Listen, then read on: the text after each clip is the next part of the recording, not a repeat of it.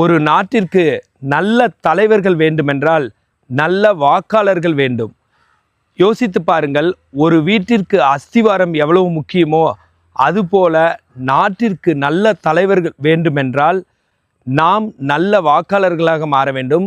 தலைவரை யோசித்து அவர் உதவி செய்பவரா, நேர்மையானவரா, இந்த நாட்டிற்கிடை வளர்ச்சிக்கு கொண்டு போய் விடுபவரா என்று யோசித்து வாக்களியுங்கள்.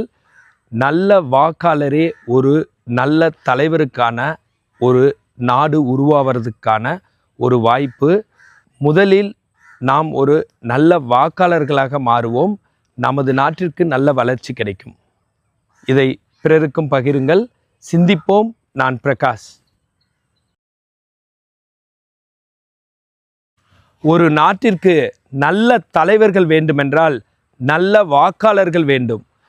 யோசித்து பாருங்கள், ஒரு வீட்டிற்கு அஸ்திவாரம் எவ்வளவு முக்கியமோ அதுபோல நாட்டிற்கு நல்ல தலைவர்கள் வேண்டுமென்றால் நாம் நல்ல வாக்காளர்களாக மாற வேண்டும். தலைவரை யோசித்து அவர் உதவி செய்பவரா, நேர்மையானவரா, இந்த நாட்டிற்கிடை வளர்ச்சிக்கு கொண்டு போய் விடுபவரா என்று யோசித்து வாக்களியுங்கள். நல்ல வாக்காளரே ஒரு நல்ல தலைவருக்கான ஒரு நாடு உருவாவதற்கான ஒரு வாய்ப்பு. முதலில் நாம் ஒரு நல்ல வாக்காளர்களாக மாறுவோம். நமது நாட்டிற்கு நல்ல வளர்ச்சி கிடைக்கும்.